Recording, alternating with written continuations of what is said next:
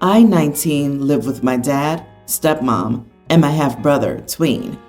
For weeks it was planned that my dad and stepmom were going to her parents' 40th wedding anniversary at some fancy restaurant this past Friday night. My brother and I weren't invited because we're not adults. Since I didn't get an invitation and didn't want to be stuck at home with just my brother, I decided to make plans myself, and my boyfriend and I decided to go on a date.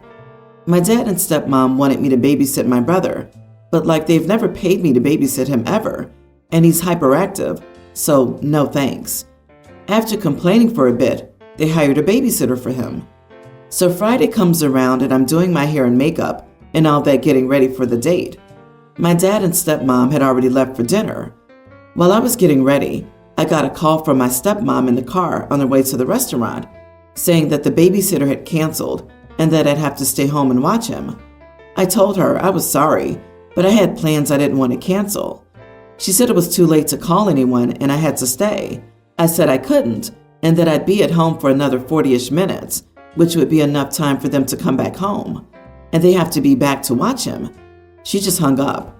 Well, I finished getting ready and even waited another 15 minutes, and they were still out. So I texted them I was leaving and left my brother home alone. We live in a nice neighborhood, and I'm pretty sure I stayed home alone when I was his age, so I was sure it'd be fine, especially since they didn't bother to come back home. Anyways, long story short, when I came back home, they were already home, and my stepmom was angry that I left my brother home alone. She called me irresponsible and said I didn't care about family, etc. She also told me I'd have to pay for this vase my brother broke. This is unreasonable since I warned them I was leaving, and they had the opportunity to come back, but I don't know. Am I the idiot? Edit. My grandmother gifted the house to my mom and dad as a wedding gift. When my mom left my dad, she gave him the house under the condition I could live there up until I finished grad school if I wanted to. I only get free housing not because they choose to, but because of a contract my dad signed that he's forced to comply with. Everything else I pay for myself, and I make my own food and clean my messes. And I have babysat for him plenty of times because they've never hired a babysitter before. Because why pay if I do it for free? You didn't technically leave a young boy at home. They did. They took a bad bet and it failed. They should have come home instead of trying to strong-arm you into it. You gave them several warnings and waited and waited and waited. Oh, and they never hired that babysitter. You were lied to. Not the idiot, OP. Disagree. You are the idiot. You left a young child on their own, which is really crappy on your part too, especially given you're 19. You're an adult, not a child, and you should know better than to leave a child that age on their own. There's no excuse for that. It is your poor brother I feel sorry for. I honestly don't believe there was a babysitter in the first place. They didn't think OP would call their bluff. The problem is, though, that if in the end OP had stayed home, parents would know they could pull this trick again.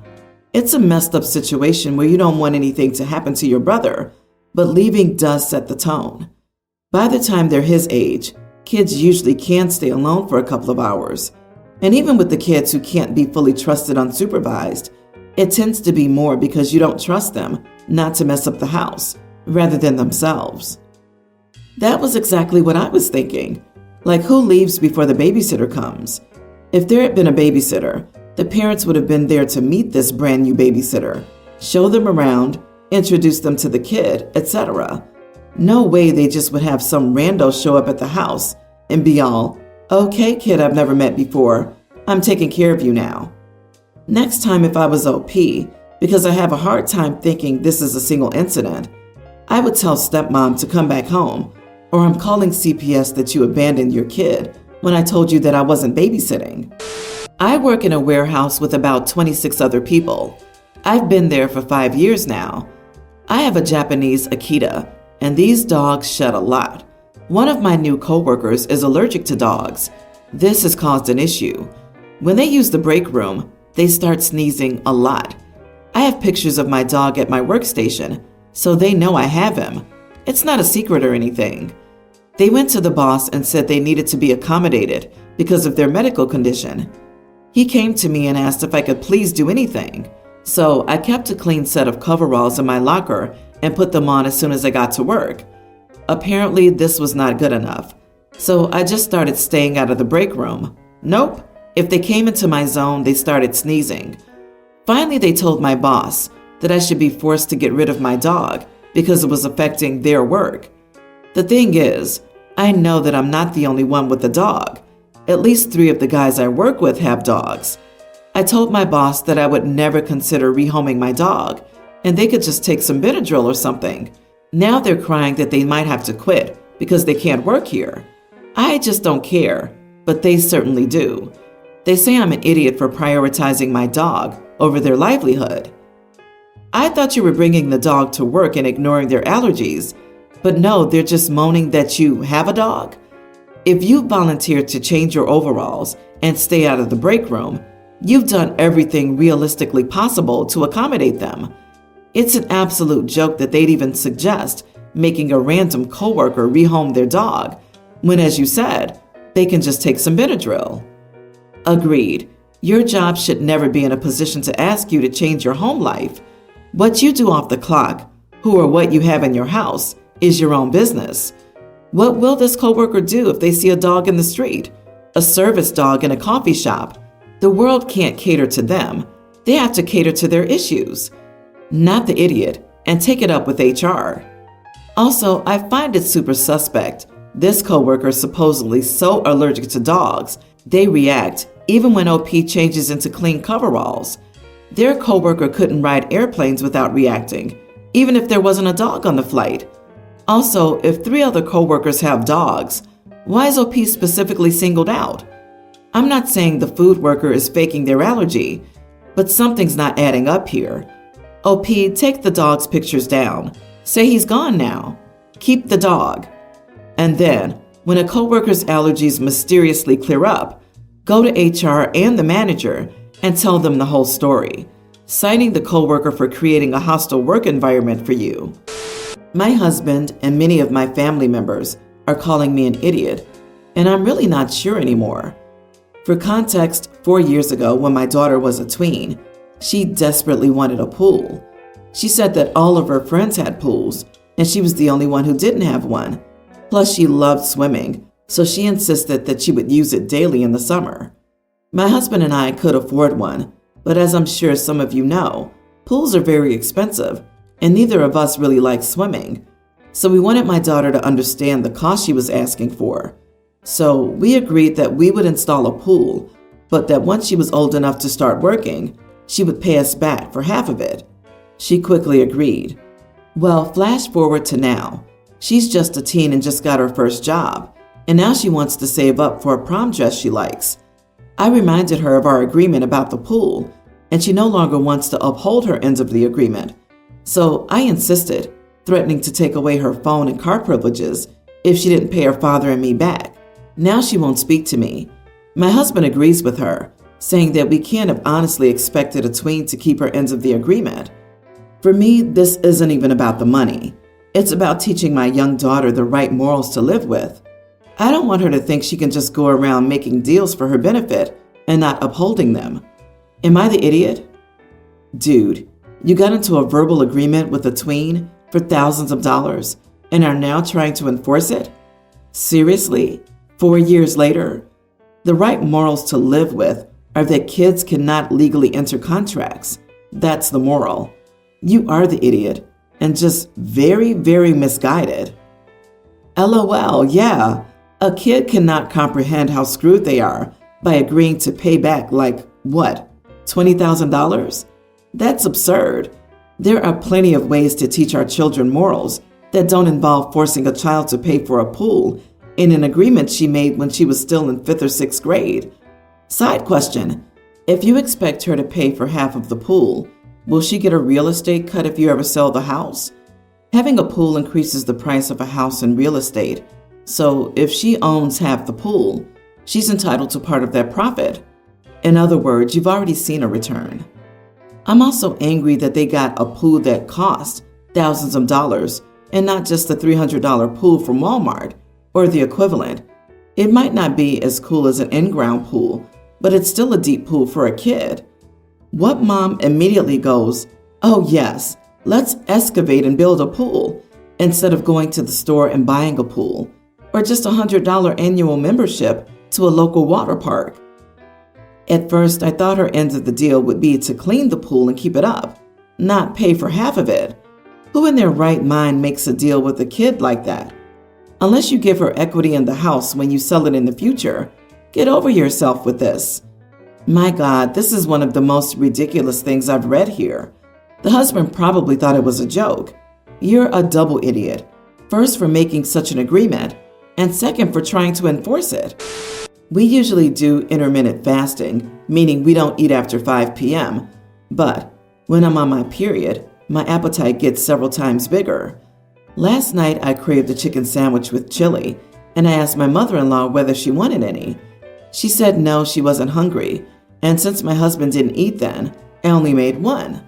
I quickly gobbled it up, and when my mother-in-law came into the kitchen again, the plate was already wiped clean. She asked me in shock, "You're done that fast?" I was pretty embarrassed and told her it was my favorite. Then she said, "And you didn't think to at least offer people staying in the house with you a bite?" I was confused and told her, "But you said you weren't hungry, and Jake, my husband, doesn't eat at this hour." She said, "You didn't think to store some in the fridge in case I do get hungry?" I told her I was sorry. I really didn't think that far ahead. I'll make a new one. But then I remembered that we were all out of chili, and sheepishly told her I'd go buy some. She told me not to bother, but I insisted. But even after looking at several convenience stores, I couldn't find the brand I was looking for, and since it was nearly midnight by then, I didn't have many options. So I called Jake and asked him what I should do, and he told me just to get one from a snack near us. When I got home, though, and brought it to my mother-in-law, she refused to eat it and said, "I told you to forget it. I don't eat takeout." She insisted she didn't want it, nor did she want anything else as she wasn't hungry, that she had just smelled the chili earlier and wanted a bite. I told her, "Okay, if you need anything, let me know."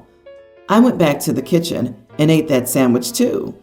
The next day, Jake and I woke up to find my mother-in-law gone, with a text sent to my husband that she won't be putting her foot in our house ever again for the amount of disrespect I showed her.